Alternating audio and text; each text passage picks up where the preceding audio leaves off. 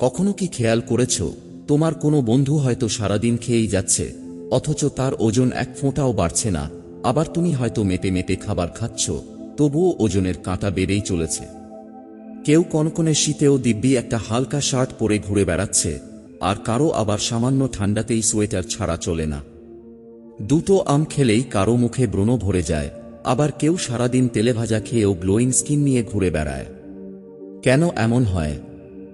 এর উত্তর লুকিয়ে আছে তোমার শরীরের একেবারে নিজস্ব এক ব্লু প্রিন্টে, যাকে আয়ুর্বেদের ভাষায় বলা হয় প্রকৃতি। আজ আমরা তোমার শরীরের সেই গোপন ভাষাটি ডিকোড করব, জানব তোমার প্রকৃত স্বভাব বা প্রকৃতি আসলে কি, বাত, পিত্ত নাকি কফ। আর কিভাবে শুধু নিজের এই বডি টাইপ বুঝতে পারলেই তুমি তোমার হজম, ত্বক, ওজন আর এনার্জিকে একদম প্রাকৃতিকভাবে নিজের নিয়ন্ত্রণে রাখতে পারবে। এখন প্রশ্ন হলো, এই প্রকৃতি আসলে কি দিয়ে তৈরি? তুমি হয়তো ভাবছ এটা তো শুধু শরীরের বাইরের একটা কাঠামো, কিন্তু না, ব্যাপারটা আরও অনেক গভীরে।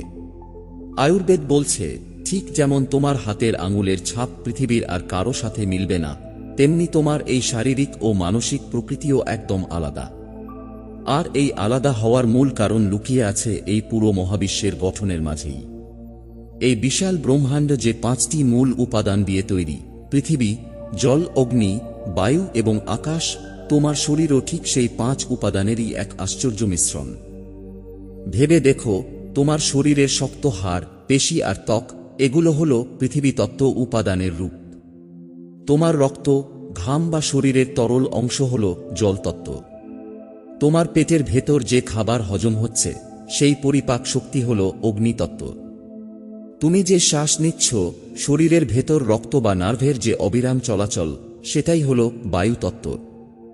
আর শরীরের ভেতরের যত ফাঁকা জায়গা, যেমন তোমার শ্বাসনালী বা রক্তনালী, সেগুলো হল আকাশতত্ত্ব।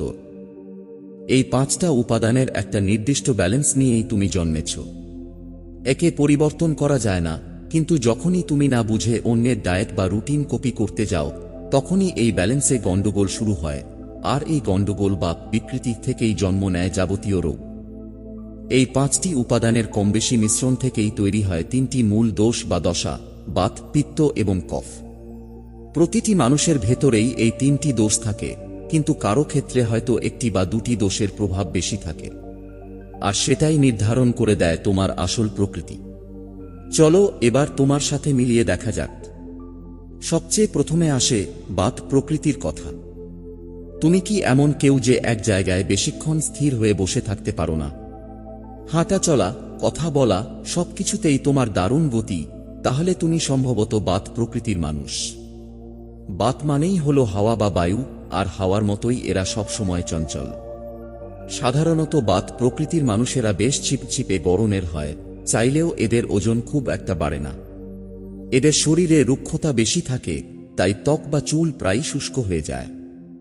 এমনকি জয়েন্টে লুব্রিকেন্ট কম থাকায় মাঝে মাঝেই অস্থিসন্ধিতে ব্যথা বা আড়ষ্টতা অনুভব হতে পারে। এদের শরীরে ঠান্ডা বেশি থাকে, তাই শীতকাল এদের একদমই সহ্য হয় না, বরং গরমকালেই এরা বেশি আরাম পায়। এদের খিদেরও কোনো ঠিক ঠিকানা নেই, এই হয়তো রাক্ষসের মতো খিদে পেল, আবার পরক্ষণেই হয়তো কিছুই খেতে ইচ্ছে করছে না। মানসিকভাবে এরা মাল্টিটাস্কিংয়ে ওস্তাদ, একটা কাজ শেষ হওয়ার আগেই আরেকটা কাজ শুরু করে দেওয়া এদের স্বভাব। তবে একটানা কোনো কাজে ফোকাস ধরে রাখা এদের জন্য বেশ কঠিন। এরা খুব দ্রুত শিখতে পারে, দারুণ ক্রিয়েটিভ হয়, কিন্তু এই চঞ্চলতার কারণেই অনেক সময় এদের ভেতর অকারণে দুশ্চিন্তা বা অ্যাংজাইটি দেখা দেয়। যখন এই বাত ভারসাম্য হারিয়ে ফেলে, তখন শুরু হয় গ্যাস্ট্রিক, পেট ফাঁপা, কোষ্ঠকাঠিন্য, জয়েন্ট পেইন আর অনিদ্রার মতো সমস্যা। মন একদম অস্থির হয়ে ওঠে। তাহলে উপায় কি? এই উড়ন্ত হাওয়াকে শান্ত করবে কিভাবে? বাতের সবচেয়ে বড় ওষুধ হল তেল। ভেতর থেকে পুষ্টি যোগাতে তোমার ডায়েটে রাখতে হবে খেজুর, ভেজানো ড্রাই ফ্রুটস, তিল, কুমড়ো বা সূর্যমুখীর বীজ। আর বাইরে থেকে আর্দ্রতা দিতে তিল, নারকেল বা চীনাবাদাম তেল দিয়ে নিয়মিত শরীর মাসাজ করা একদম জাদুর মতো কাজ করে। এতে জয়েন্ট আর ত্বক দুইই ভালো থাকে। বাত প্রকৃতির জন্য একদম ঘড়ির কাঁটা ধরে নিয়ম করে খাওয়া খুব জরুরি। তোমার খাবারে একটু উষ্ণতা, একটু স্নিগ্ধতা থাকা চাই। রাতে ঘুমানোর আগে সামান্য ঘি মেশানো হালকা গরম দুধ তোমার স্নায়ুকে শান্ত করবে, ঘুম আনবে গভীর। তবে মনে রাখবে, অতিরিক্ত শুকনো, ঠান্ডা বা কাঁচা খাবার তোমার জন্য ক্ষতিকর। ভারী ওয়ার্কআউটের বদলে হালকা হাঁটা, স্ট্রেচিং বা প্রাণায়াম তোমার শরীরকে ব্যালেন্সে রাখবে। হাওয়ার মতো চঞ্চল বাতকে তো শান্ত করা গেল, কিন্তু তোমার ভেতরে যদি সারাক্ষণ একটা গনগনে আঁচ জ্বলতে থাকে। হ্যাঁ, এবার আমরা কথা বলবো পিত্ত প্রকৃতি নিয়ে। পিত্ত প্রকৃতির মানুষেরা হলো একদম আগুনের মতো। এদের হজমশক্তি এতটাই প্রখর যে পেটে যেন সবসময় আগুন জ্বলছে। খিদেও পায় খুব কড়া, আর তাই ঝালো, মশলাদার খাবার এদের দারুণ পছন্দের। এদের শারীরিক গড়ন সাধারণত মাঝারি হয়, ওজন খুব একটা ওঠানামা করে না, কিন্তু ত্বক হয় ভীষণ সেনসিটিভ। একটু রোদ বা গরমে গেলেই ত্বক লাল হয়ে যাওয়া, ব্রণ বা অ্যাশ বেরোনো এদের নিত্যসঙ্গী।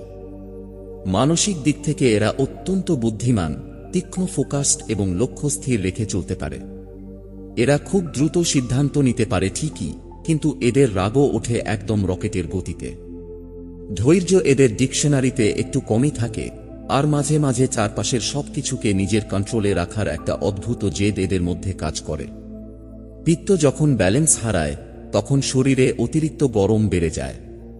শুরু হয় অ্যাসিডিটি, মুখে ঘা, অতিরিক্ত ঘাম আর মারাত্মক মেজাজ হারানোর মতো সমস্যা। এই দাউদাউ করা আগুনকে ঠান্ডা করতে তোমার প্রয়োজন স্নিগ্ধতা। পিত্তকে শান্ত রাখতে তোমার ডায়েটে চাই একদম শীতল আর রিফ্রেশিং খাবার। সিজনাল ফলমূল, প্রচুর সবজি, দুধ, ঘি আর সাধারণ বাড়ির খাবারই তোমার জন্য সেরা। এর পাশাপাশি গুলকন্দ, ডাবের জল, মৌরি ভেজানো জল, সাবজা বীজ বা একদম সাধারণ ঘোল তোমার পেটের আগুনকে শান্ত রাখবে। তবে মনে রেখো, অতিরিক্ত ঝাল, মশলাদার, তেলে ভাজা, আচার, জাঙ্ক ফুড বা অ্যালকোহল, এগুলো তোমার শরীরের জন্য পেট্রোলের মতো কাজ করবে। সময় মতো খাওয়া তোমার জন্য বাধ্যতামূলক, কারণ খালি পেটে থাকলে পিত্তের আগুন আরও ভয়ঙ্কর রূপ নেয়। আর ব্যায়ামের ক্ষেত্রে খুব ভারী কিছু না করে যোগ ব্যায়াম, প্রাণায়াম বা হালকা হাঁটা তোমার শরীর ও মন দুইই শান্ত রাখবে। আগুন আর হাওয়ার গল্প তো হলো, কিন্তু তোমার স্বভাব যদি হয় একদম শান্ত দিঘির জলের মতো। তুমি হয়তো এমন একজন, যে কোনো কিছুতেই খুব একটা তাড়াহুড়ো করো না, সবকিছুতে একটা স্থিরতা ধরে রাখো, তাহলে বুঝতে হবে তুমি কফ প্রকৃতির মানুষ। কফ প্রকৃতির মানুষেরা স্বভাবতই খুব শান্ত, ধৈর্যশীল আর ধীরস্থির হয়। হাঁটাচলায় বা কথা বলায় এদের কোনো তাড়াহুড়ো নেই।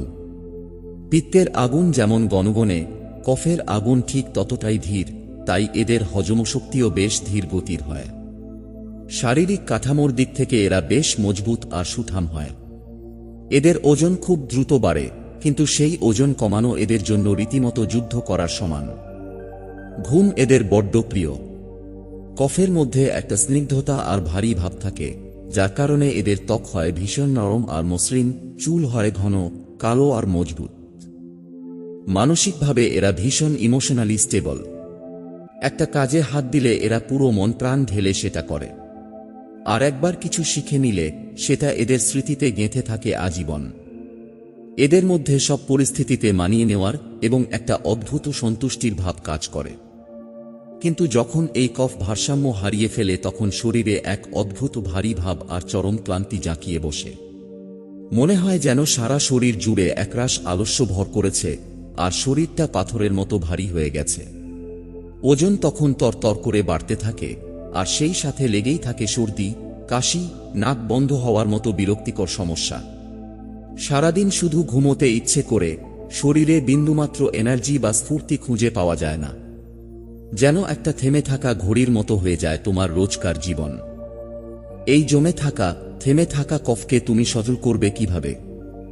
বাতের চঞ্চলতাকে শান্ত করার জন্য যেমন তেলের আর্দ্রতা দরকার ছিল, পিত্তের আগুন নেভানোর জন্য যেমন দরকার ছিল শীতলতা, ঠিক তেমনি কফকে ব্যালেন্সে আনতে তোমার চাই অ্যাক্টিভিটি বা গতিশীলতা। তোমার শরীরের এই ভারী ভাব কাটাতে ব্যায়ামের কোনো বিকল্প নেই। ব্রিস্ক ওয়াকিং, জগিং, একটু ডান্সিং বা যে কোনো অ্যাক্টিভ ওয়ার্কআউট তোমার শরীরের জমে থাকা শক্তিকে বাইরে নিয়ে আসবে। সকালে একটু তাড়াতাড়ি বিছানা ছাড়ার অভ্যাস আর সারাদিন নিজেকে কোনো না কোনো কাজে ব্যস্ত রাখা, এটাই হলো তোমার শরীরকে ফিট রাখার সবচেয়ে বড় চাবিকাঠি। খাবারের কথায় এলে, কফ প্রকৃতির মানুষদের মিষ্টি, ডেইরি প্রোডাক্ট আর একটু তেলতেলে খাবার খুব বেশি পছন্দ। কিন্তু মুশকিল হল, তোমার হজমশক্তি তো এমনিতেই ধীর গতির, তাই এই ভারী আর মিষ্টি খাবারগুলো তোমার শরীরের ভারসাম্য আরও বিগড়ে দেয়। এর বদলে তোমার প্রতিদিনের খাবারে যোগ করতে হবে আমাদের রান্নাঘরের জাদুকরি সব মশলা। আদা, গোলমরিচ, হলুদ, দারুচিনি, লবঙ্গ আর কাঁচালঙ্কার মতো দেশি মশলাগুলো তোমার ধীর গতির হজমশক্তিকে এক ধাক্কায় জাগিয়ে তুলবে আর কফকে রাখবে একেবারে তোমার অধীনে।